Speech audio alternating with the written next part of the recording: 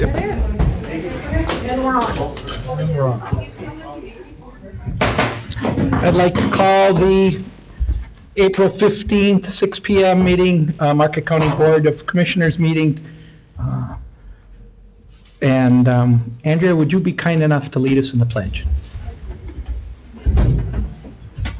To the flag of the United States of America and to the republic for which it stands, one nation, under God, indivisible, with liberty and justice for all.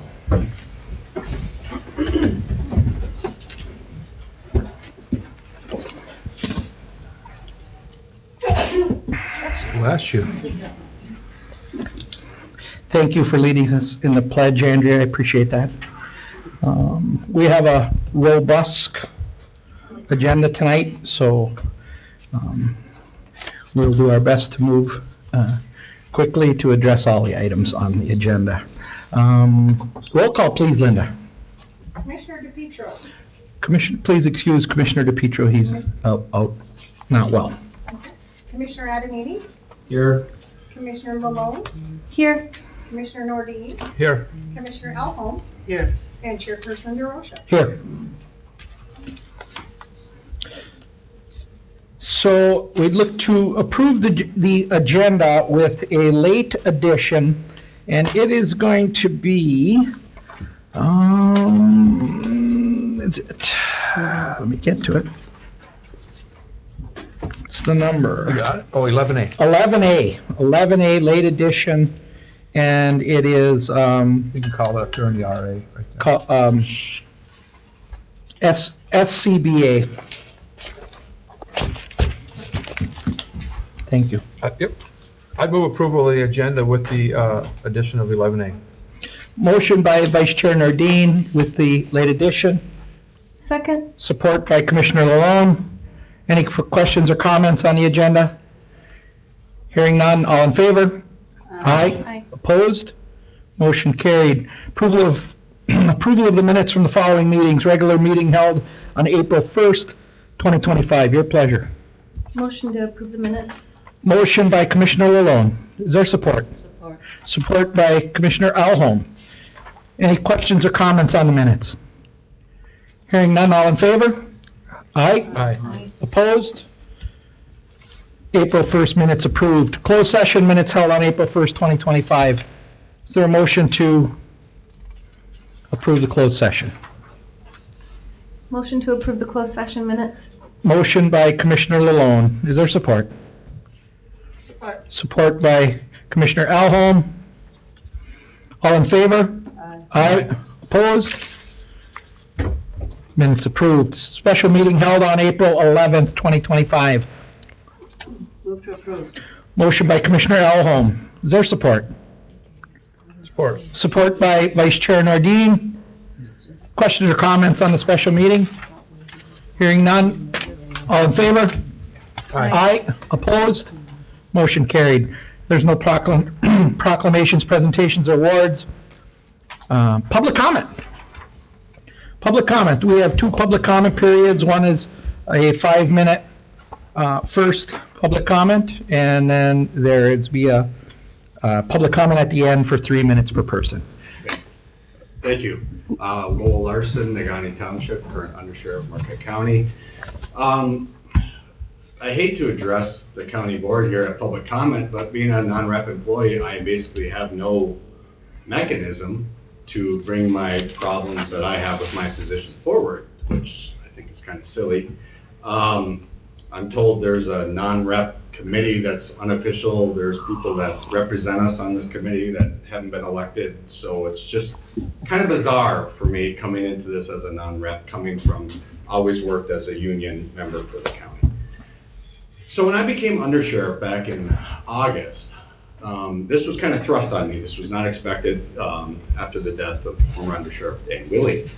And I was always a squirrel with my time off. I always saved my time off. Rainy day fun, never know what's going to happen. So I was thrust into this non-rep position, and my time off banks were far in excess of what a non-rep is allowed to have. So I was faced with forced buyout of my time. So I took the buyout, but then the buyout was only limited to 720 hours. So, like I said, I've been squirreling away for a long time.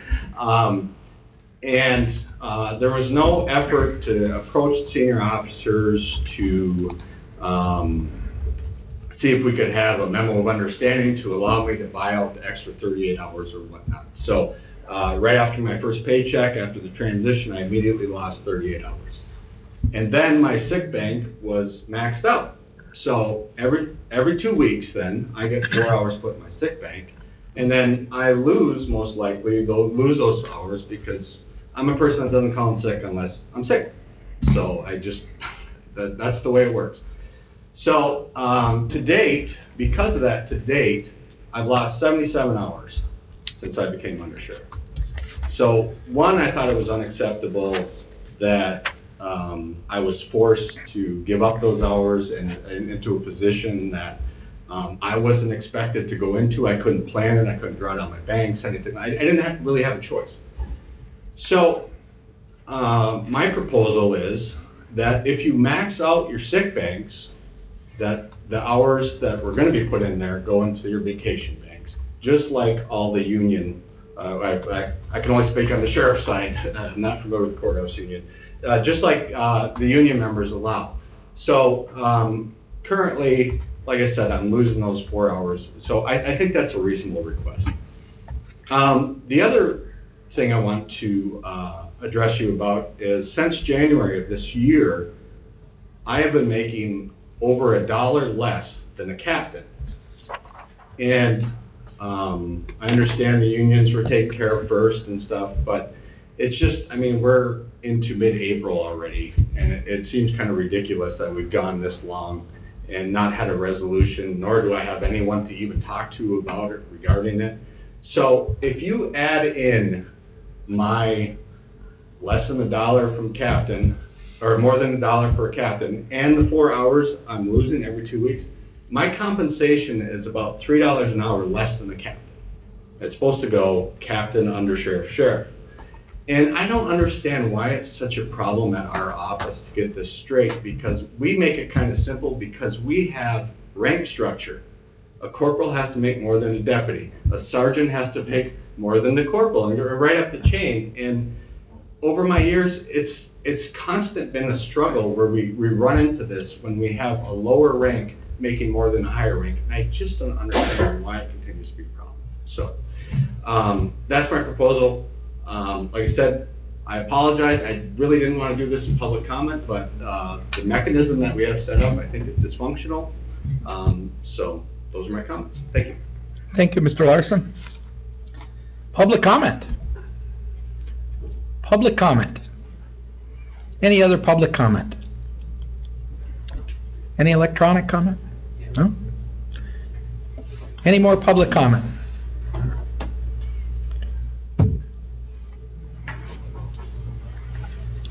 Hearing no more public comment, we'll close the first public comment period. Review of claims and accounts, total expenditures paid via check and EFT transfer for the period of March 28, 2025 through April 10, 2025.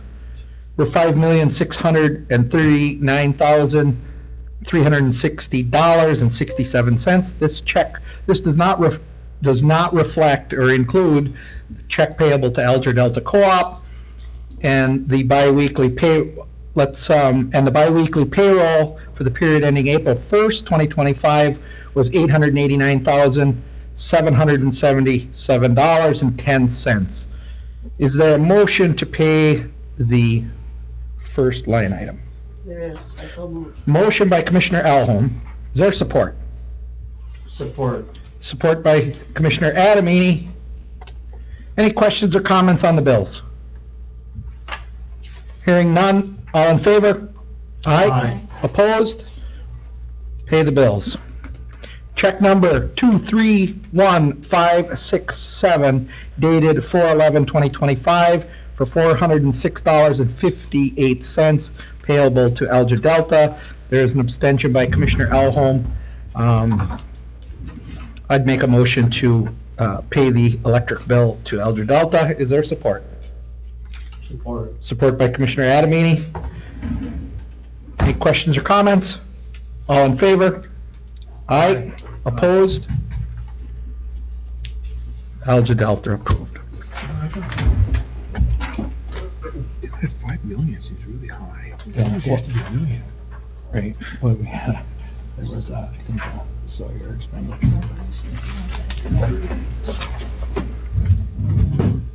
No public hearings, privilege comment. Do we have Antonio on? Yes.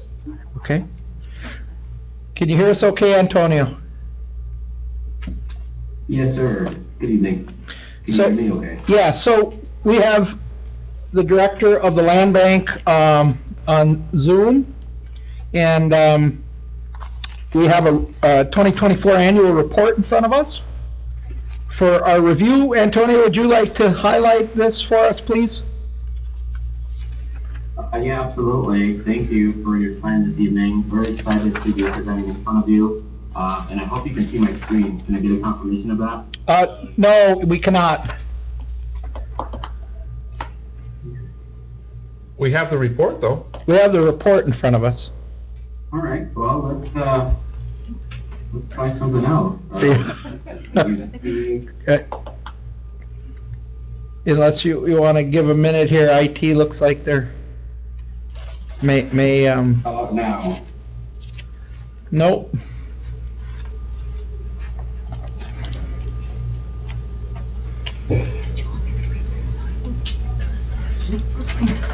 Craig, do you have to? Are we having a, Craig, are we having a, Do you have to allow sharing or something? You see me in the video? no, we have got our Marquette County logo is up, that's all we're seeing. Oh, okay. We see nothing, not even your Well, face. Would you like us to Okay, well, I guess, you want to just try to walk through it, or would you like us to circle back? let's try to walk through it here. Sure. I know there's a lot of business, so, You have the floor, sir. yeah, well, apologies for the technical difficulties. So in front of you, you have our annual report, and the land bank has been, making huge strides here locally in the county. Two highlights from, the outgoing executive director, Andrew Rue. We fully implemented a hire with the housing specialist last year. That led to immediate success with trying to create shovel-ready sites throughout the county. So what this means is that with the added capacity that we have, we're certainly looking to be partnering and building new housing units, which is an incredibly big challenge in itself. As you all know, the housing landscape right now is very cost prohibitive. It is hard to justify building and new construction because of the cost and associated with those new builds. So the attempt there through a grant has been to bring me on from last year into this year to try to resolve some of these issues locally. And we've had some success, which I'll talk about on the next page, on page 2. One of the key things that was done early on was to be able to provide data. So last year, as you probably heard Christopher Germain, there was a target market analysis specific to Marquette County. That housing report shows that there is significant demand for housing at various levels. So not just the private sector or high-end housing, we're also in need of what's most referred to as workforce housing that is at a level that is attainable. And there's also certainly a need for affordable housing. So I'll skip to page 2 under land bank year in review. The first item I'll talk about a little bit is Housing Now. That was presented to you 2 weeks ago by Christopher Germain, so I won't talk too much about that. But the main goal there is that we established a committee locally with several employers in the private sector. There we go. And also public input and public representation from the local units of government. For example, that includes Marquette County, that includes Marquette Township, that includes the city of Negaunee, et cetera. And that is a really good thing because then we can all, speak the same language and try to partner when there's opportunities for projects. The next thing is the target market analysis, which highlights how much demand there is in Marquette County. That target market report is good for 5 years. So if we do nothing today, those numbers don't change. So as soon as we start to build and create new housing and rehab opportunities throughout the county, that number does adjust accordingly. Just to give you an example, in the city of Marquette alone, we could probably build 485 new units and not break the housing market. There is that kind of demand. So every community can, do its own thing, but with this data, at least we're able to quantify that and show that, when a developer or an interested party wants to build, it does help. Shovel-ready housing sites. So I'll pause a little bit there because there are many locally owned sites that are managed through the county, through townships, land, raw land that has no infrastructure, things of that nature. So we're busy identifying some shovel-ready sites that could happen in the next few years. And I'm working directly with local units to try to figure out if there's a path forward to building new housing. So we did establish a report with some of the leftover funding from the target market analysis. And to date, of the 16 sites that were chosen and nominated by each local unit, about 2 of them have started to take shape, which I'm really excited about because there are probably going to be more units being built on those sites than you would an infill site with the county land bank. And then the next piece here, real quick, is just the My Neighborhood Success. MISTA, the Michigan State Housing Authority, rolled out a program that is going to try to streamline some of these requests for offsetting construction costs and whatnot. So we were the recipient of I applied and we were the recipient of about $1.8 million worth of new grants that are coming in.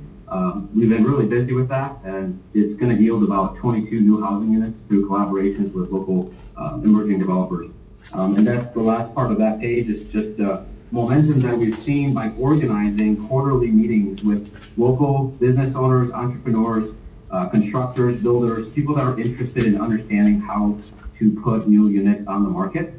We certainly have our hands full with that. And I'll skip this next page, page 3, talking about how blessed we are with the state land bank as a resource and a tool, and others that's on the committee with the state land bank have really demonstrated that there is the possibility of our local county land bank to get involved, not just in Marquette or Negaunee or Richmond, but throughout the entire county. So there are structures that have been torn down, raised, that have been ready to go.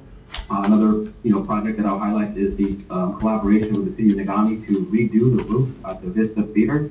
That was a huge expense that quite honestly cannot be covered by the local unit. So in the form of grants, we're finding a lot of success, and we'd like to continue that into the next year. So last year alone, I believe, we, between Aaron and I and the group, there was about $1.5 million that came in that assisted with blight elimination efforts. So we'd like to continue that, and I'll talk a little bit more at the end about that. And lastly, page 3, just highlighting some more information. To date, since inception of this land bank, which is separate than the brownfield, approximately 200 parcels have been acquired. We have owned 18 of them right now, which we plan to build on 4 this year. So that's going to deplete our inventory. So we work locally with our treasurer, Jackie Solomon, to come up with strategies to try to see if there are other opportunities between after the auction process that we could tap into. So certainly we're very excited about the momentum that we've gained in the last year alone, and our financials are pretty stable. As you can see in the report, we are heavily leaning on grants right now, which is something to think about, something to consider with county support that is currently in the form of ARPA and a revolving fund. We'd like to continue to see that. And that would definitely give us more opportunities to, implement other projects throughout the county. So last year, there was a 20-year celebration of the land banking in Michigan. As you know, this one was started in 2009 by Andrew Rue, and it certainly is small but mighty.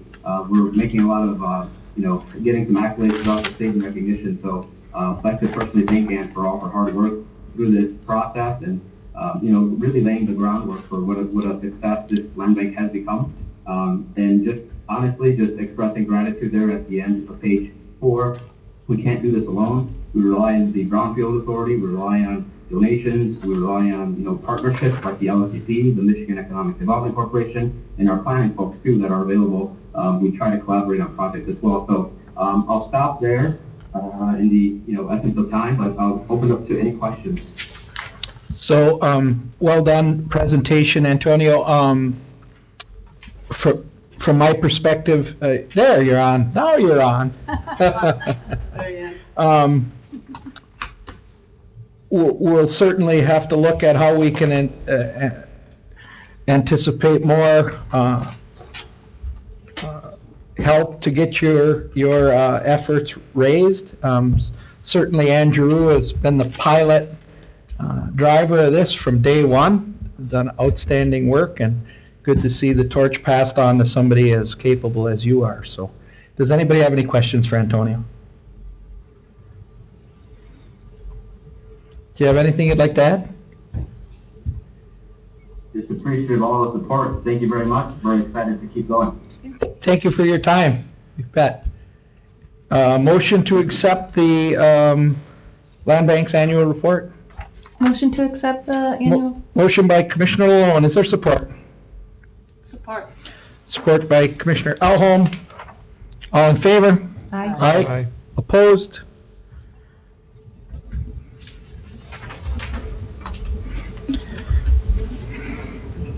Informational items. Notice of intent, Delta County's master plan, received a letter from the chairman of the board, John Mailer, and they're doing their master plan. Also, Commissioner Lalonde and myself were at the MAC conference. Some really interesting things in regards to what's going on in counties across Michigan. One of the big things I know Commissioner Nordine would like to make note of is in regards to road funding and the plans on road funding. Commissioner? I certainly would. So I thought it was interesting that the money that our road commission gets from the Michigan Transportation Fund, and they get other funding as well, but this is some of their main funding, for fiscal year 2024 was $11,774,000. And now for this year, 2025, fiscal year 2025, it's going up to $24 million. So it's increased by more than 100%. And we're not the only ones. They've increased pretty much all the county road commissions by 100%. So I'm not sure where they came up with the money, but I'm glad to hear it. So I hope we get some more of our roads taken care of, and maybe we can talk to the road commission about the split between the townships and the road commission for local primary roads as well. And now might be a good time To talk strike about while that. the iron's hot and get that back to a 50-50. Right. We're glad to hear it, though. So there's a lot of topics that were brought up: indigent defense policies, road, Medicare. One of the things that was interesting was this topics of the Airbnb on restricting, property owners' rights to rent and lease, and the legislature still hasn't been able to get a definitive direction to regulate and make that a viable option without infringement on property owners' rights. So stay tuned on that. So for communities that are looking to highly regulate that, it may or may not pass the mustard on property rights, and these townships may end up in large litigation for that. So stay tuned on that. So let's look for a motion to accept the informational items. So, support. Motion by Commissioner Elholm, support by Vice Chair Nordine. All in favor? Aye. Aye. Opposed? Informational items accepted. Presentation 10A, Equalization Director, Nikki, please. You have the floor. So mine will be really short. We like that, 'cause it's a long agenda. So I'm Nicole Merlot, the Equalization Director. I did want to take a few minutes just to go over how we arrived at the 2025 assessed values in the equalization process. So by statute, we assess at 50% of market value. To determine market value, the equalization staff studies each classification by using sales studies and appraisal studies to determine the ratio between the assessed values and the market. The results of these studies are then given to the local unit assessor as their starting ratios for that assessment year.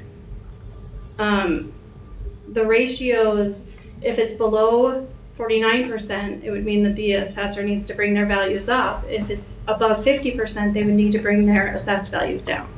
As you know, the market in Marquette County, not very often do the assessments need to come down. For the county agricultural study, we did 8 appraisal studies that included 44 appraisals with a starting ratio for the county of 44.13. For the commercial class, we used 4 two-year sales studies that included 93 commercial sales and 16 appraisal studies that included 105 commercial appraisals.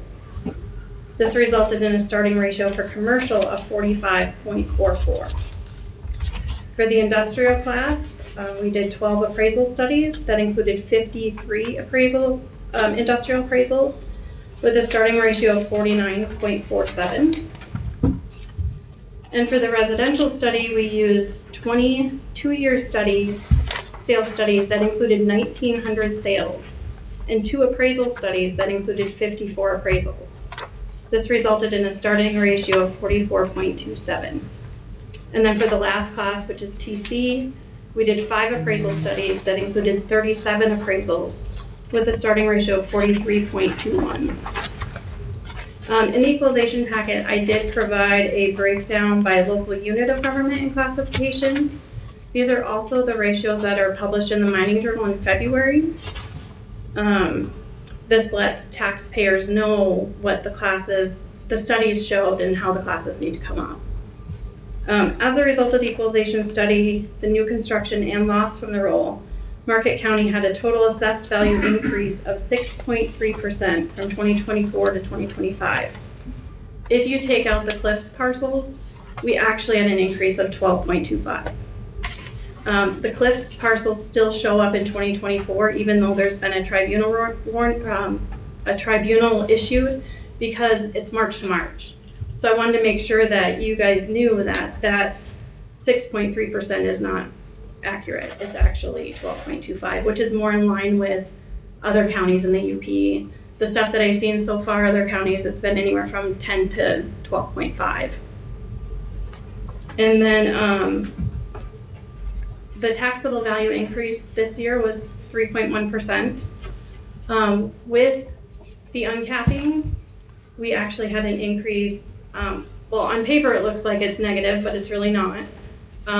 We had an increase of 5.63%, which is above the inflation rate. So tentatively, we are looking at a millage rollback for the county. Most of the municipalities, actually, if you look at the list, they almost, I think all but 7 maybe, have rollbacks this year, which is not necessarily a bad thing. That means the values in Marquette County are increasing higher than the inflation rate. What is the inflation rate? 3.1. And that's set by the state, so we don't really have a say. What causes us to go over the 3.1 is uncappings. So that value that's uncapped, so the taxable when it jumps up to the assessed, that captured value is not counted against you, but it's counted in that 3.1%. So when you go over that, it causes the millages to roll back. Yeah. So I was going to ask about the difference between the 3.1, which is the capped amount you're allowed to go up to, and the 5.6. So that's uncapping. So we still, even though we had a lot of sales a couple of years ago, we're still hitting sales, right? Right. We still have, and for our studies, we actually, this will be our first period because it's March to March, 2-year. So nothing from this summer is included in our studies. But this is our first 2-year study where we have all the high market values. But also included in that 5.63 or whatever it was, is new construction. Oh. But new construction doesn't count against you for the rollback. It's only that uncapping value. So if the increase from 3.1 to 5.63 was all new construction, we wouldn't roll back. Interesting. Yeah. All right. I have nothing else. That's good. Okay. That's good. Have any questions? So I think we should, do we have anybody in the audience that would like to comment from an assessing unit perspective on the equalization? I don't know if we need to do that, but I always like. We don't need to. It's not really. It's not a requirement. Public hearing. But, it's not a public hearing. No, but it was. I Sure. think this would be where, if a township wanted to appeal, they would They would have to ask right now. Yeah. Correct. So, So the board action needs to be to establish rates, the recommendation of equalization for the value of 2025. Is there a motion? A motion by Commissioner Alholm, Support. support by Commissioner Adamini. Any further questions or comments? I wonder if we need a roll call for that, I'm not sure. Hey? Roll call vote? Sure. Sure we can. Commissioner Elmo, Yes. Commissioner Adamini, Yes. Commissioner Lalone, Yes. Vice Chair Nordine, Yes. and Chairperson DeRosa. Yes. Thank you, Nikki. Thank you. You bet. 10B, non-represented employee wage recommendation. Molly Strom, you have the floor. Thank you. Historically, the Board of Commissioners has approved the same wage increases for the non-represented employees that are extended to the AFSCME Courthouse Union. This year, those negotiated increases were 4% for 2025, 3.5% for 2026, and 3% for 2027. So staff's recommendation is to approve a 4% retroactive increase to January 1st for 2025, 3.5% increase effective on January 1st of 2026, and a 3% increase effective January 1st of 2027. So staff recommends to follow suit on the same level of contract that was negotiated with the unions. So moved. A motion by Commissioner Alholm. Is there support? Motion to support. Support by Commissioner Lalone. Questions or comments? I guess the only comment I'd have is that I'm not sure we have 8 units, or unions, and I'm not sure all of them were 4, 3.5, and 3. I thought a couple were 4, 3, and 3. They weren't, Although- but this group typically follows the AFSCME Courthouse Union because the majority of our non-represented employees are supervising those. Okay, well, we gave them the benefit of the doubt and put them in the higher rate. Okay. Okay, any further? I have a question. There was some discussion about step adjustments. Is that still to be resolved? Or is that included in this? It's not included in this. So we're not done yet? Of course, step adjustments are, I guess, a different issue, right, to try to get people where they belong. It's separate from this, yes. So that's not, that So we have hasn't a- been done I think those will be further discussions. So we have a motion on the floor by Commissioner Alholm and support by Commissioner Lalone. Any further discussion? Hearing none, all in favor? Aye. Aye. Opposed? Motion carried. Thank you, Mom. Thank Inmate medical contract recommendation. Mr. Steed, you have the floor. Good evening, thank you. Captain Steed, Marquette County Sheriff's Department. I just wanted to give you an update. Our contract with our current medical vendor, which is Advanced Correctional Health, ACH, is set to expire at the end of the month. So I went out for RFPs on February 24th, and then with a bid opening on March 28th. That was witnessed by Under Sheriff Larson, Lieutenant Kangas, and I. We had 2 bidders. One was our current vendor, which was Advanced Correctional Health, and then the second one was Around the Clock, which is ATC. I know they're very similar sounding. I did get a few inquiries during the process, one by a local doctor, and then I also had another company that thought they could provide a service, but then at the last minute decided not to bid. They said they didn't think they could provide what we were looking for. So I broke down there. Currently, we have 40 hours of RN nursing, 9 hours of mental health, and 2 hours of a nurse practitioner, a doctor that comes in, and that's per week. And then we have 24/7 on call by that practitioner. So I actually, when I did the RFPs, I put out for 40 hours of nursing, 56 hours of nursing, and 64 hours of nursing, partially because of our inmate population. It seems like the majority of them have some serious health concerns, whether it be mental health or just physical concerns. So I put it out like that, and I think you guys have this on your. Yeah, we have it. Yep. Okay, so, Advanced Correctional Health actually did 20% above what we currently are paying them. And so, which is one of the reasons they told me that was gonna happen, which is one of the reasons why I went out for RFPs, because I think we could do better than that. So, just always trying to save the county money and get a better product in the end. So my recommendation is that we go with the 64 hours of nursing with the 9 hours of mental health, the 2 hours of nurse practitioner or doctor, and then the 24/7 on-call. That cost is $25,397.67 per month. That's an increase of roughly $3,121 a month, but we're gaining 24 hours of additional nursing. And what that will do for us is it will allow us on the weekends to have nursing coverage. Right now, if we have an issue after 4 o'clock on Friday, we're calling our on-call, and then we're having to transport an inmate to the hospital to get checked out. This would allow us to do it in-house, not have to risk moving the inmate out of our building, and then we could have the nurse see the person in the morning if need be. And the 64 hours of nursing is actually cheaper than the 40 hours of nursing with ACH. So I've checked with some of my colleagues throughout the state. Around the Clock is in 5 county jails right now, and they have a contract with the prison. So everybody I've talked to really likes them. They thought the transition from a previous vendor to this vendor was smooth, and they thought the services were better. So Okay, thank that you. would be my recommendation. So what we have here is a little pick and choose. Correct. We certainly have a couple of things that the board needs to keep in mind. We're currently, I applaud the captain for getting this bid out.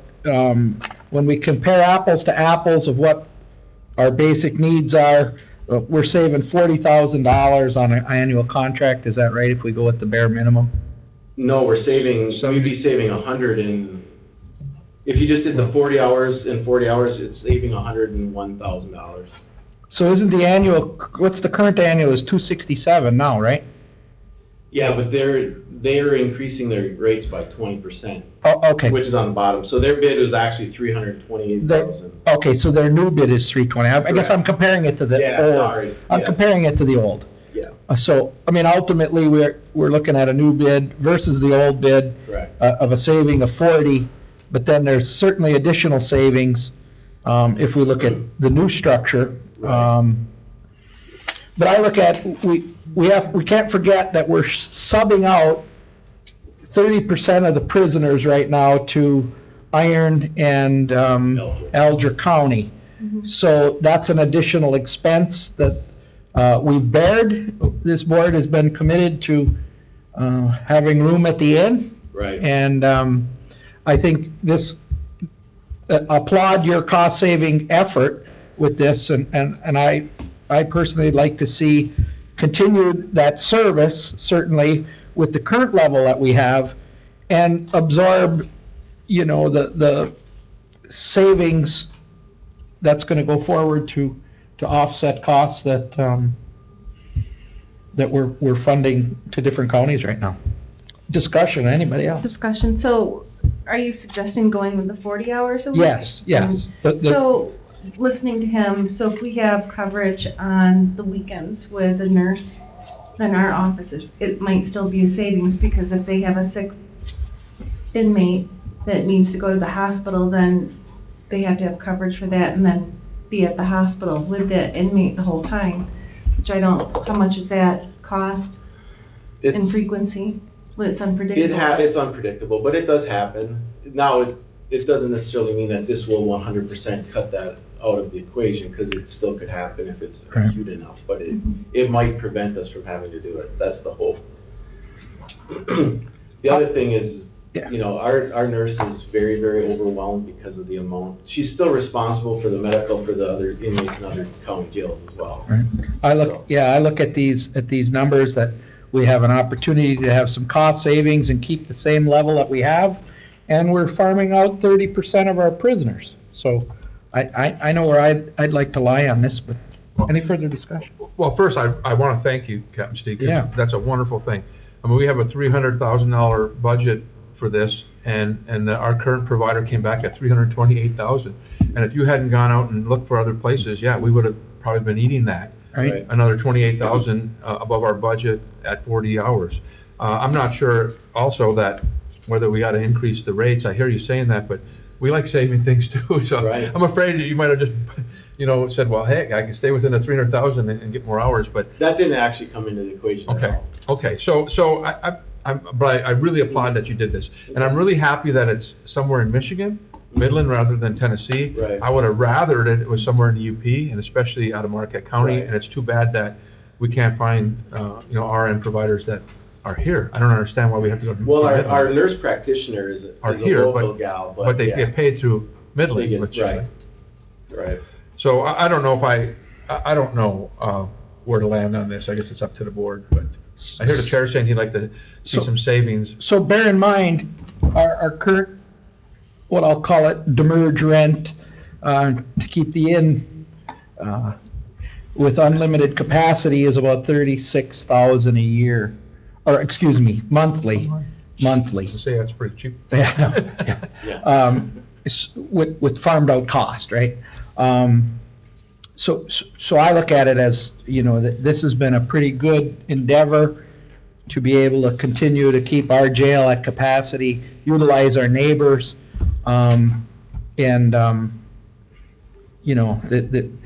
think it's a good win, and I applaud your effort on this one. Yeah.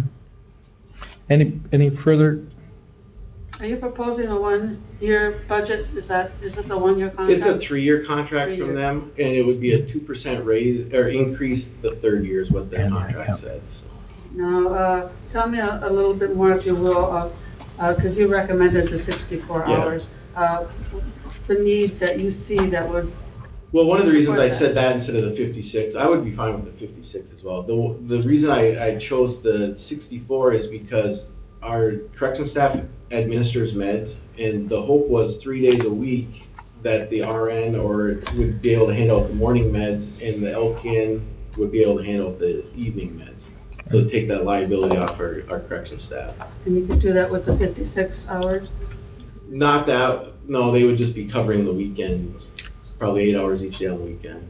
So I'd like to add one more thing, not to redirect here, but bear in mind, we've closed the Mag Farm, and we've had all of the staff from Mag Farm has now, at our current jail, and we haven't let anybody go. So I think there would be a 5 out there, or was it 8? No, it's either 4, I think it's 4. 4. So we had 4 additional bodies come over. I guess I just view, our scope of work has changed a little bit, and we're trying to be as due diligent with the taxpayers' dollars here as we can, because you know what's coming next, right? We're going to be faced with a new jail, and we're going to be looking to reach out to the taxpayers, and we certainly want to give them the best bang for their buck as we're moving forward. That's my thoughts. Any further discussion?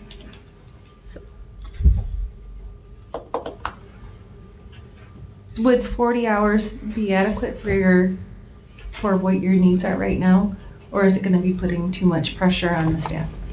Well, our current nurse, who I think would get hired by this other company, in my conversations with them, like I said, is pretty overwhelmed. Most weeks she is working overtime, and so some of that is involved. The cost that we're currently have with it is because it's going to overtime for her. It's actually going for overtime for our mental health counselor as well.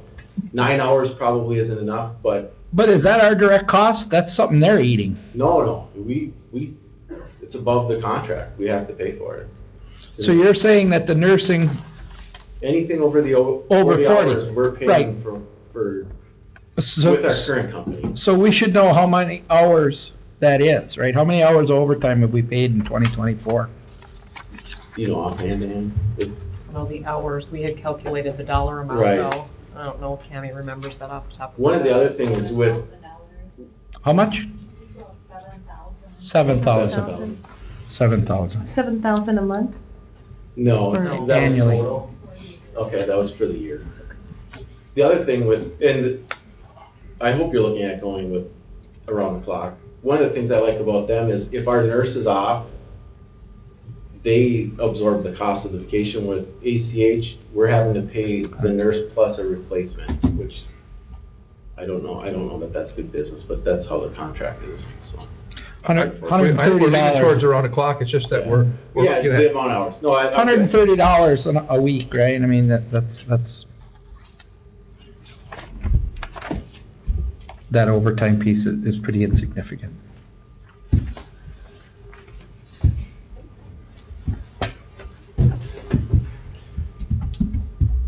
you know, so I'll tell you what I'm gonna do, and I hope I don't offend you, Brian, but, I'm very concerned, cognizant, that we're gonna be looking for money for the jail shortly. And I think that's like a priority up here. And I think that the 40 hours, if you had not gone out for these other bids and we were still stuck with the same provider, we'd only be doing 40 hours. So I think that the 40 hours is the right way to go at this point. Okay. And try to put all of our eggs into that new jail basket. Okay. Because I'm very concerned about that. So I guess I would make a motion that we change the contract to around the clock out of Midland, Michigan, and retain the same level of coverage, which is 40-hour RN. And that's number 2 vendor. Number 2 around the clock. Okay. So we have a motion by Commissioner, or Vice Chair Nordine. Is there support? I'll support that. Support by Commissioner Alholm. Any further questions or comments? Go ahead. I'm supporting the 40 hours simply because this will be a new provider, and it's nice to see how they do over a period of time. And so I have reservations about this, but I'm going to go with the 40 hours period this time. Which is a good point, because if, later on, if you come back to us after this new provider gets their feet wet, you know, we can do whatever we need to do. And we certainly can watch the overtime escalation if the event calls itself for it. That's a good point. Right? Thank you. So any further questions or comments? Hearing none, all in favor? Aye. Aye. Opposed? Motion carried. Thank you, Brian. Thank you. Appreciate it. Yeah, great work.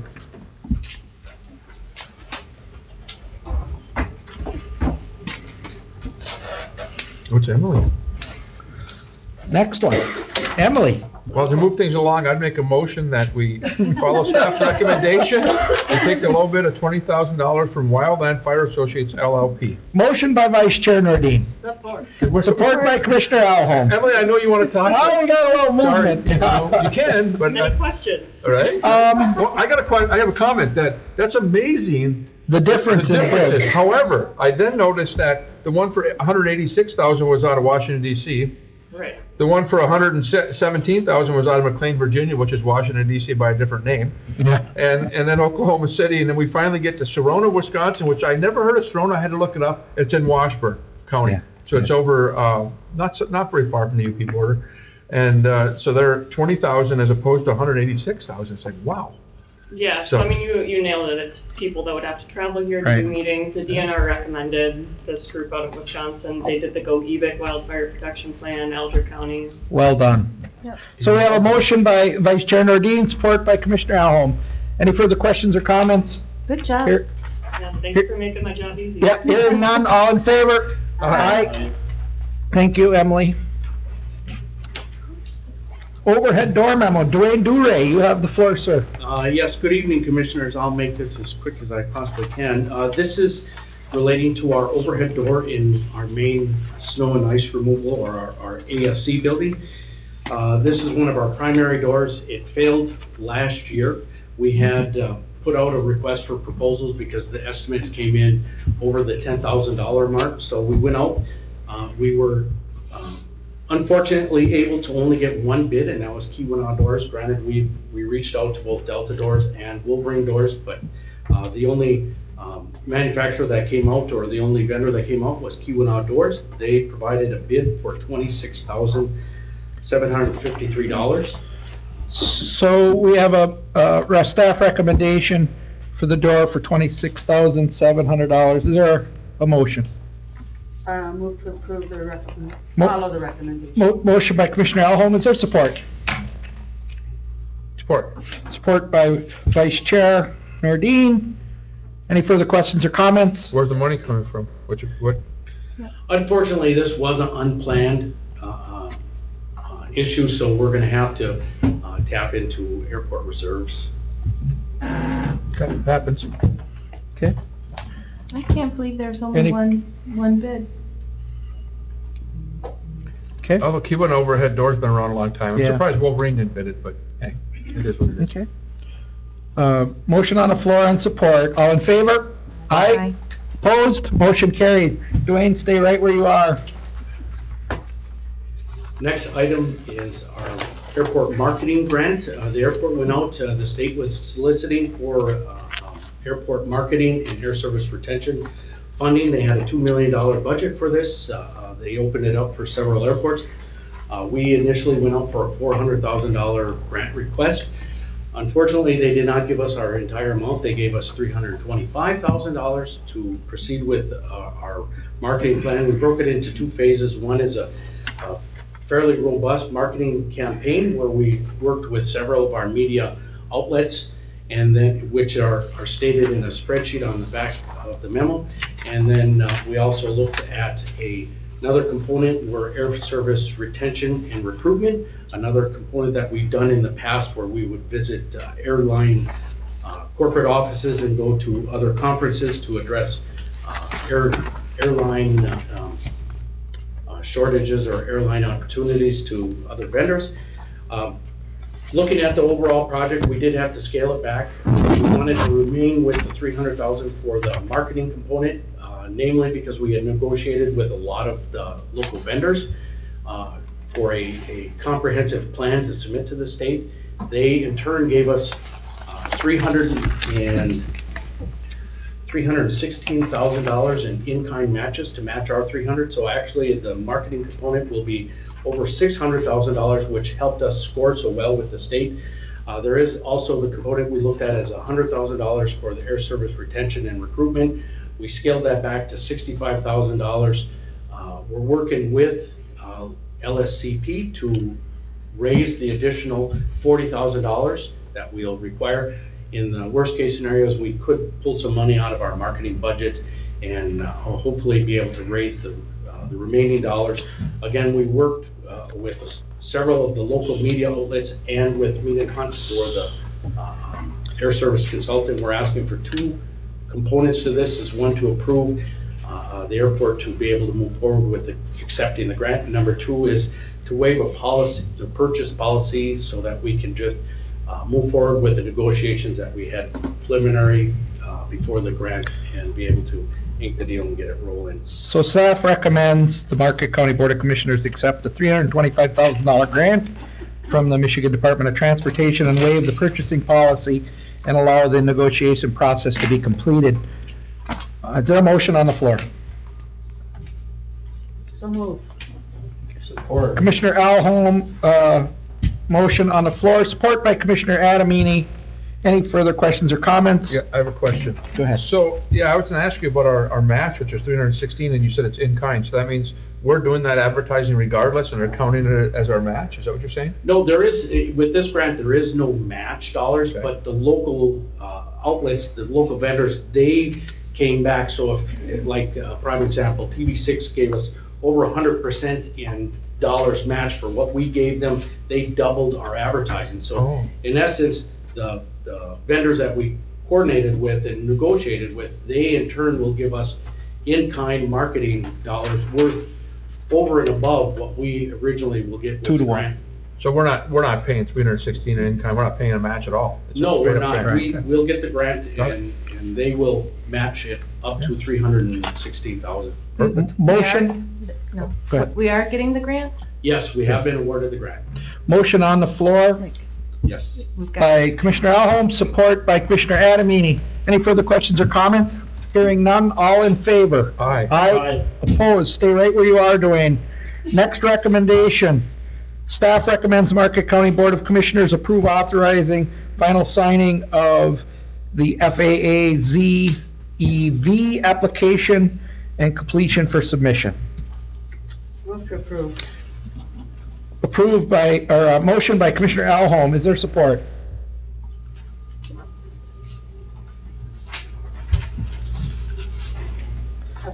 local share is $5,867 of a total budget of $212,052. I support. I was just, well, that's fine. Vice Chair Nordine, support. Any further questions or comments?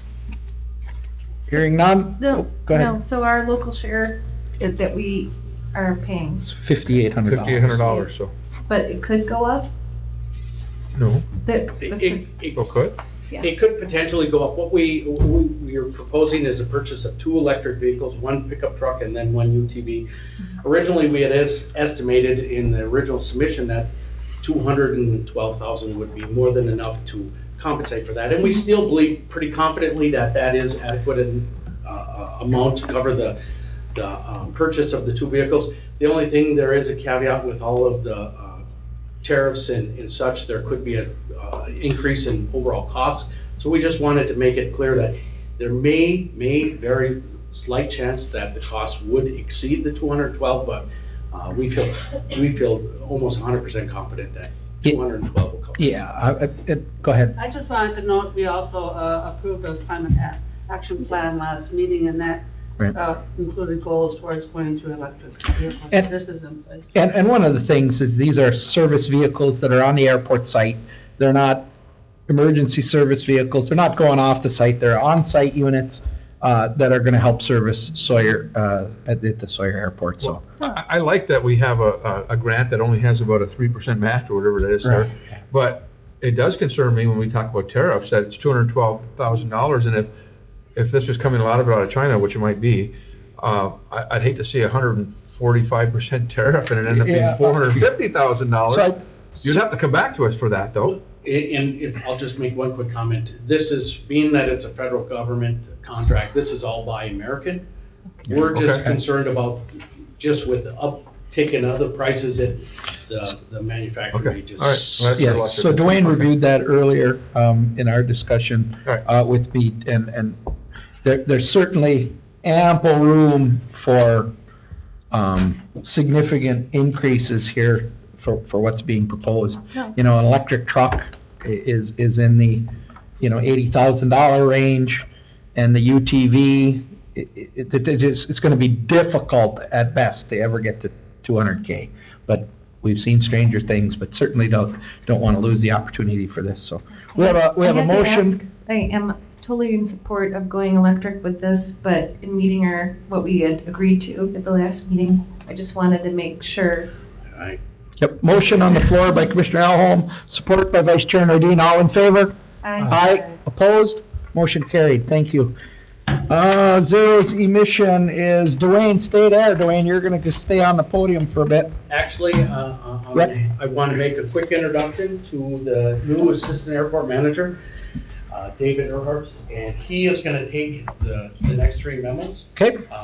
David, welcome. Wow, yeah, we were wondering who you were. So, yeah. Going on his 3rd week, so don't scare him too much. You have the floor, sir. Okay, hi, David Earhart, Assistant Airport Manager at the airport. First memo I have is for CSA Air. They do business as FedEx. They're operating out of Iron Mountain. Over the past several years, we've renewed contracts with them for 3-year periods with a 3% escalator historically.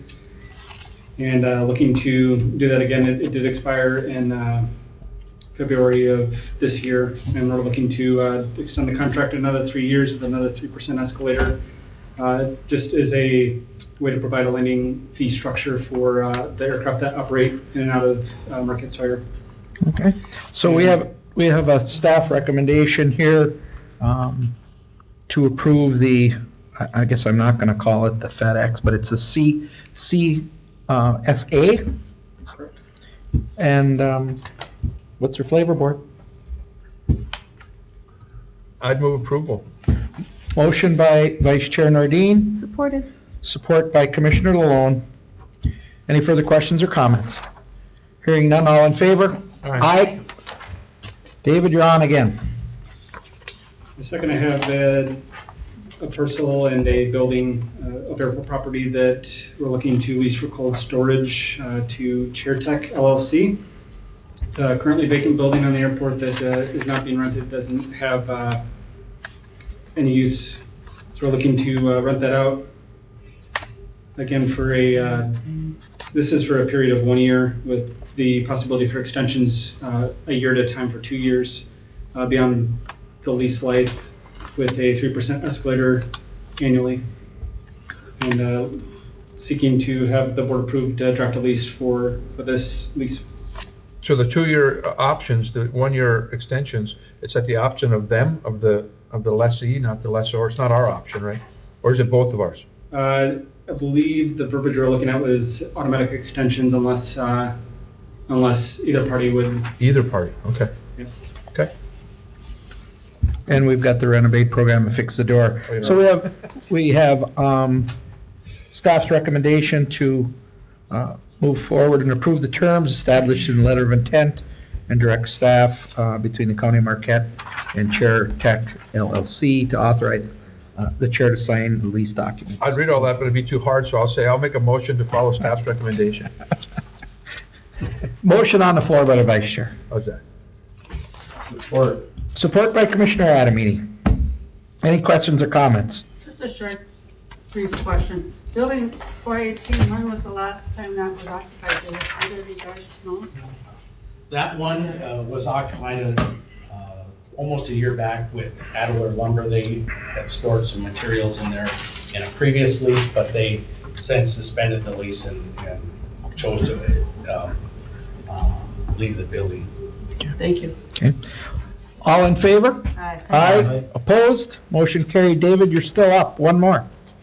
And finally, U.S. Army through formerly TINEC, but now Ulysta Contract Services is seeking to lease over the summer between icing seasons. They've been up here for many years doing ice testing. During that time, they set up cubicles, office space, materials, and they're looking to lease out the office spaces that are illustrated in the attachment in the Exhibit 1, just to keep the office materials up so they don't have to tear it down and bring it back again for the following ice season. So it's just a short-term contract between June and October, and they return in October. Okay. Staff has made a recommendation. Move to follow. Motion. staff's recommendation. Motion by Commissioner Alholm. Is there support? Support. Support by Commissioner Lalonde. Any further questions or comments? Hearing none. All in favor? Aye. Aye. Opposed? Motion carried. Thank you so much and pleasure to see you here. Thank you. Paul Knox. Where's Paul Knox? Paul wasn't feeling well, so. Oh, okay. I Paul told this him way? I'd cover for him, but it's a Okay. pretty self-explanatory memo, I think, and he's recommending the low bidder. So we have a low bid, Marquette GMC, the old public service garage, right? Yeah. For $40,846.91, which is low bidder. Great to see Marquette County, dollars being spent in Marquette County. Is there a motion to move forward on the purchase of the vehicle? Support. Motion by Commissioner Alholm, support by Commissioner Nordine. Any further questions or comments? Hearing none, all in favor? I have a question. Okay. So it's a pickup truck? Is there just a pickup truck? Because It's a double cab, a GMC 1500. are we gonna be replacing those with an EV? Or not this department? It's a double cab. You know what, I don't GMC think the 2500. codes trucks were identified as candidates for yeah, that. For EV, so, yeah. They're not quite ready. No. Okay. We want to crawl into the EV thing and see how it works. Any further questions or comments? All in favor? Aye. Aye. Opposed? Get that truck in. Commissioner Alholm, you have a memo in front of you you'd like to... This was placed on the agenda at my request. Marquette County Land Bank Authority received a lot of money for blight removal. And one of the projects they funded was the Perkins Park I call it cottage, I don't know what its real name is, at the park. And I think the budget, the award was about $60,000 for that. So Land Bank has supported refurbishing that building, but ran out of money for the current portion of the rehabilitation that we wanted to do, or the Perkins Park, I should say, wanted to do. And that was, there was some demolishment needed in the interior of that cottage. There was an estimate of need of $14,000. The Land Bank authorized the remaining monies that they had awarded for this project of $6,700.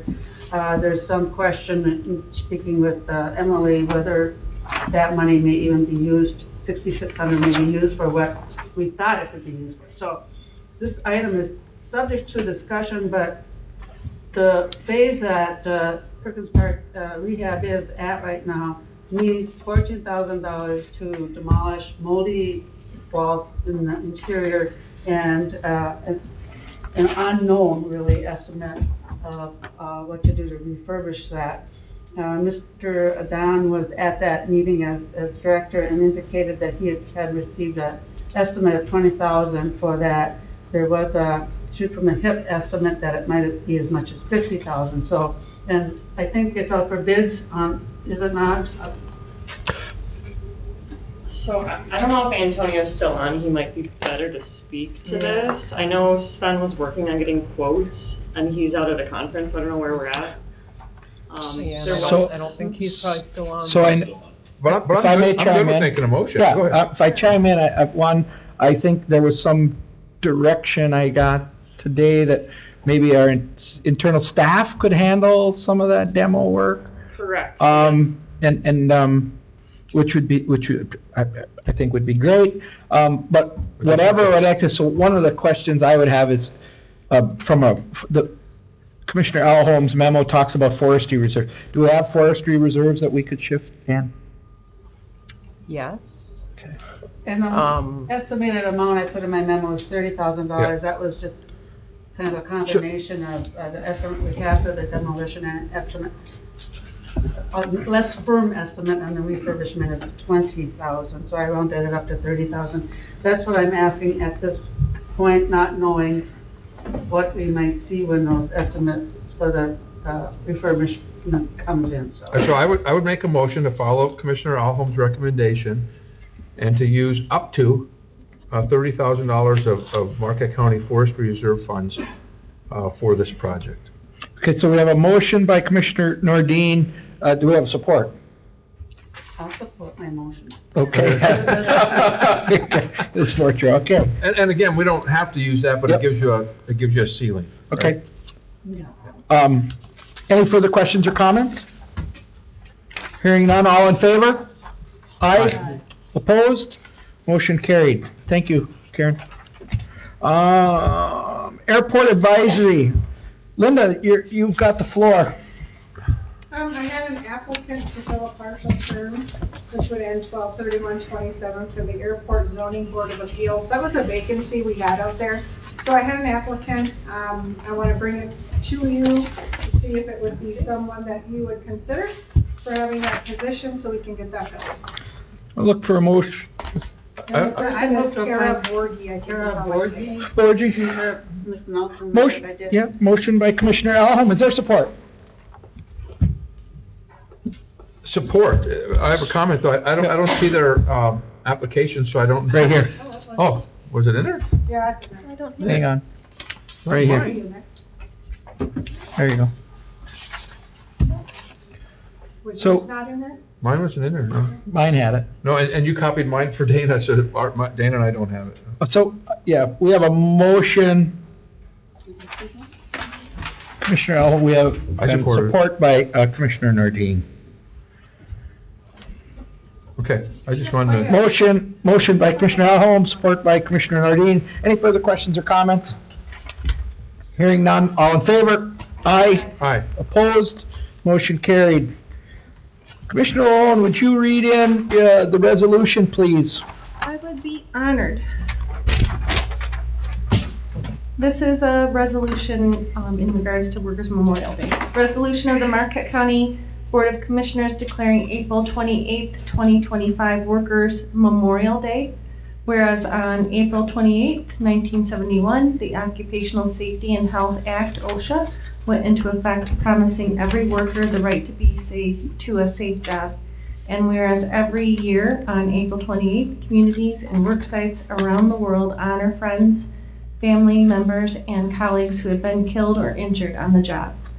And whereas the U.S. Department of Labor, the Federal Bureau of Labor Statistics estimates that Michiganders have died while on the job at an average of 147 people per year over the past decade. And whereas the 2024 National Census of Fatal Occupational Injuries found a worker died every 99 minutes from work-related injury. And whereas it is appropriate to honor the memory of the courageous and dedicated members of the Michigan labor force who have been injured or disabled or have died as a result of workplace accidents. And whereas we remember those who have died in a workplace catastrophes, suffered occupational related diseases, or have been injured due to dangerous conditions. And whereas the recognition of the integrity of Michigan's workforce and its achievements on behalf of the economic growth of our state is necessary. And whereas the Marquette County Board of Commissioners wishes to pay tribute to the workers who have died or been injured or disabled in workplace accidents, we honor the contributions of Michigan's workforce and call for an increased workplace safety. And whereas the Marquette County Board of Commissioners renews our efforts to seek stronger workplace safety and health protections, better standards and enforcements, and fair and just compensation, and by rededicating ourselves to improving safety and health in every workplace. Now therefore, be it resolved by the Marquette County Board of Commissioners that the members of this legislative body declare April 28th, 2025 as Workers' Memorial Day. Thank you. You're welcome. Thank you for reading that in. Look for a motion to accept Memorial Day Motion resolution. to accept. Motion by Commissioner Lalonde. Is there support? Support. Support. Support by Commissioner Adamini. Resolution roll call. Resolution roll call. Commissioner Lalonde, Yes. Commissioner Nordine, Yes. Commissioner Adamini, Yes.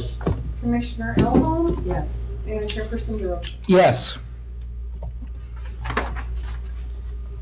10P, moving right along. Board Chair spending limit discussion. 10O. you said 10O. P. Oh, sorry. OP. Oh. It's getting late. It's getting late, yeah. We're working down the list. So, I don't know that there ever was a scripted board approval, so when the past chair was here, on what that spending authority was on emergency cases, whether it's a boiler goes out, or like we had a similar situation several weeks ago, or some specific line item that would take immediate action to resolve without holding a special meeting. So that's what prompted the discussion. I recall Chairman Corkin believing that it was $50,000, but I'm not sure it was in writing either. So we certainly should memorialize that. I think I think $50,000 is probably appropriate. I do warn that even though you give somebody like the chairperson or the administrator this authority to spend money without coming to the board first, it still has to come to the board to be ratified in the bills and vouchers. So people are taking, so for instance, Mr. Chair, if you went and spent $45,000 of your $50,000 authority, you're really taking on a bunch of liability in case the board won't ratify it. Right. So you can't go out and buy something that's questionable. You're going to have to do it for an emergency that you know is going to be something the board would support. So it's a liability, but if you're willing to do that, then I'd make a motion to set the emergency spending amount for the chair at $50,000. So we have a motion on the floor by Vice Chair Nordine. Is there support? Support. Support by Commissioner Adamini. Any further questions or comments? Where will the money come from? That's a good point. That's a good question. That's a good question. So, Never thought about it. yeah, I guess I don't know where, Could we do that, public well, safety line? well, we could, I'm sure we could amend the budget in our next quarter to address that sitting there, I guess. I don't know. Ann, your thoughts?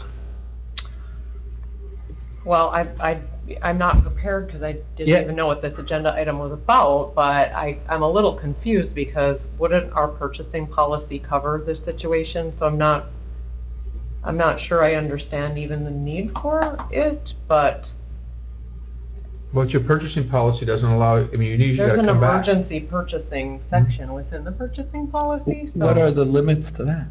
Do we know? I don't know.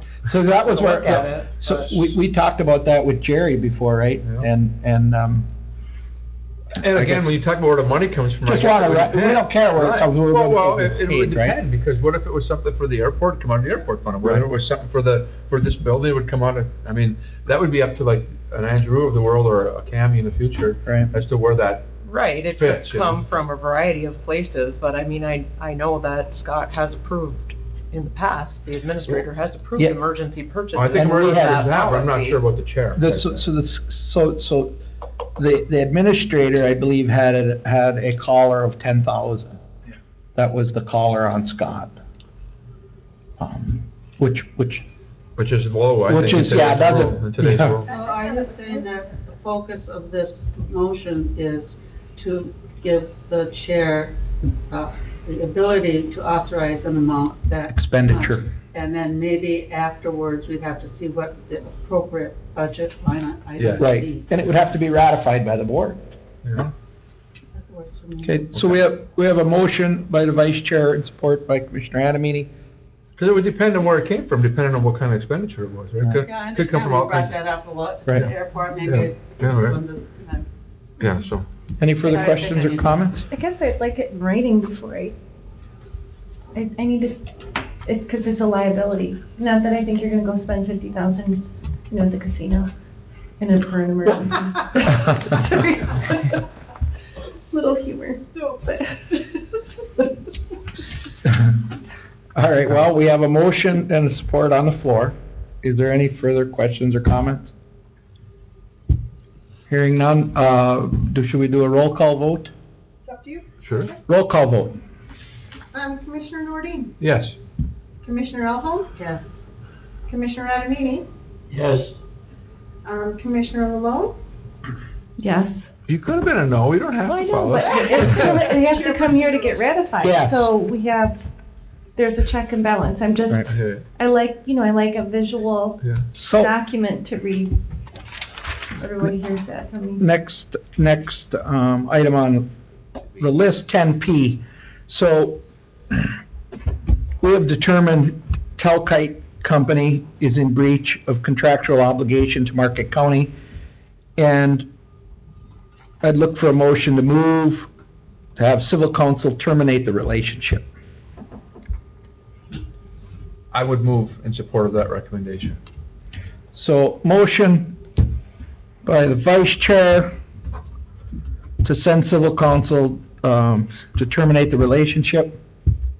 Is there support? Support. Support by Commissioner Adamini. Any further questions or comments? What's the breach? The civil counsel has determined. I mean, that's numerous. Okay? And that's, so you feel that there's sufficient grounds to support this? Mr. Newmanen has reviewed it and talked with the chair, and we believe that there's sufficient grounds to move forward. Okay. Any further questions or comments? All in favor? Aye. Aye. Opposed? Motion carried. Now, late addition. Vice Chair, you have the floor. Thank you very much. So it has come to my attention, well, first of all, I gotta say that, and I'm not sure everybody understands how, all the different requirements for firefighters, but one of them is that we wear self-contained breathing apparatus, right? And we're required by NFPA, which is the National Fire Protection Act, Part 81, to have those tested every year. So we have a thing called a fit test, and they have a machine that makes sure that our masks on our firefighters, and Joe's a firefighter, I'm a firefighter, that they seal properly, so if we're in a fire, that we don't get harmed. When that came out, I think that requirement came out about 15 years ago. We were very fortunate that Marquette Township Fire Department volunteered to give fit tests to all the firefighters in Marquette County. So Humboldt Township, Forsyth Township, Sands Township, Chocolate Township, I'm not sure what the city, but everybody else. They did that for us, and they have been doing that for us. Unfortunately, their machine that they have is starting to malfunction, and I can attest to it because I went to get my fit test today and it wouldn't work. So there's a few of them. So that means that if there's a fire tonight, I can't put my mask on and go into the fire. But there's been a few of them that are malfunctioning. So the machine is over 20 years old. They said they really need a new one. It's a problem, and it's an asset for the entire Marquette County fire departments. And I thank Marquette Township for doing this for everyone, but they certainly should have the equipment they need to do it. So I would make a motion that we use $11,795 from our public safety line item to purchase a OHD Quantum Fit 2 from OHD Global, to be maintained by Marquette Township Fire Department, but available to all municipal fire departments in Marquette County. I'll support that. And I'd also like to make note, we have the Honorable Chairperson of Marquette Township in the back row. And I did not even realize Lynn was here. Yes, so I applaud your effort as a township, sharing your equipment with local firefighters to do this. So certainly think that it's well suited. Vice Chair brought it in that this thing needs to happen. It affects a lot of fire departments, and it's a safety issue, and it certainly, in my eyes, falls under our public safety line item. So I'm in absolute full support of this item.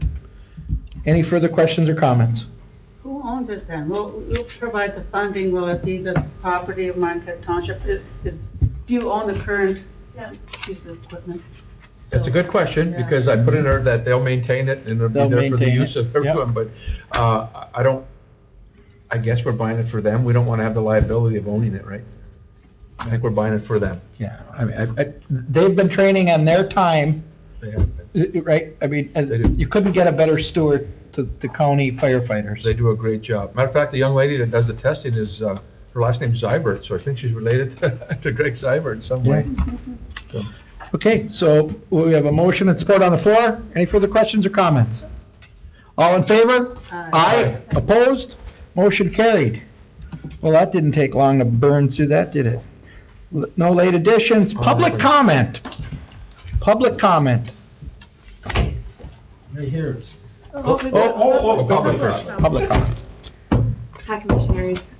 My name is Cassidy Berlin, and I am coming to you from the county's Public Defender Office, where I serve as Recruitment and Retention Specialist, and also as Director of the statewide Michigan Holistic Defense Fellowship.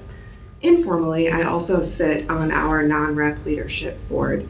I thank you for your decision that you made tonight to move that process along for the 4, 3.5, and 3%. I'm really excited to share that with non-rep staff. I would ask that the board provide some additional clarity on the item of $250 retention, $250 recruitment payments and $500 higher anniversary retention benefits that were given to courthouse AFSCME employees who are represented by that union. So I didn't hear that item raised tonight during the topic 10B to discuss non-rep wages, and I would just ask that some clarity be provided to non-reps, either tonight or in writing at a later date. Okay, thank you. Thank you. Any further public comment? Public comment? Public comment? Do we have any electronic comment? Looks like somebody's waving their hand up there. Somebody's waving? Antonio wants to. Antonio, you have the floor, sir. Well, whenever Craig gets you on. You can just unmute Thank you. Good evening again. Just wanted to recognize, and I'd be remiss if I didn't say this out loud, but this is Andrew's last meeting as our finance manager, deputy manager, finance director, council director. And I just want to give an appreciation and big thank you. Been working with her for 2 years, 1 year with Scott. And just wanted to show my appreciation and thank her for all her hard work. Really makes the county shine, so can't say enough about that, so appreciate it. Thank you. Yes, thank you. Any further public comment? Any further public comment? Hearing none, we'll close the public comment period. Commissioners' comments. Commissioner Adamini, you'd like to start? Yes, I was surprised to hear the remarks of Lowell Larson. He, to me, is the epitome of what a good police officer is. And he walked out at one point. I don't know if that was, well, they didn't say they'd give me a raise or anything, but I do hope he didn't mean he was not willing to sit down and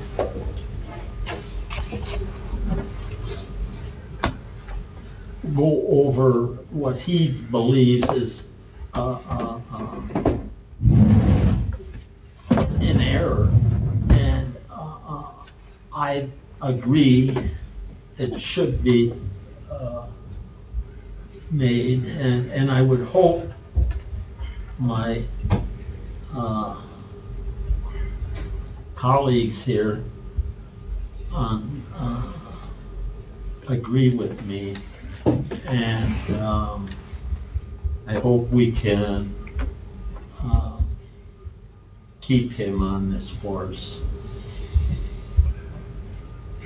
Thank you. Commissioner Malone. I'm in agreement with Steve that those that I guess were hurt by the Notley study, it'll be made right, but I understood that that was going to get fixed down the line here. I didn't know it was so significant for him. I also wanted to thank the board for passing the resolution for Workers' Memorial Day. I hold that dear to me. And also just to discuss our support for libraries and museums. And I haven't heard any change at the federal level, but I sat with the Negaunee Library Advisory Board today, and the cost to our rural libraries just to keep Marquette is $3,000 a year. And I believe that is correct, and another $8,000 to keep the rest of the services. And I believe we have 6 libraries in our county. I'm not including the schools in this. It's just something to think about in the future, because I don't know how much our cities and townships can absorb the loss of that, because it's something to bring up, because it's a free service that allows people to educate themselves, and also access to internet. Our homeless population, when I worked at Peter White Public Library, we gave them a pass at the time, that this is quite a few years ago, so they could use the computers there, and that way they could job hunt, look for housing, check their email. I mean, that's one part that libraries give back, but it's just multiple things. Our homeschoolers, everything, our college students. I just want to put that in your minds right now to think about it, because libraries are not dead. They're alive and well, and they benefit all of us. So, Commissioner Ethel. I want to thank and applaud and whatever other good adjectives Andrew for her 20 years of service on the Land Bank Authority. She was the backbone of the authority for many years. Thank you. And I'll echo that, and I'll say that you know, we sit up here as a board and we meet twice a month, and the business of government goes on daily.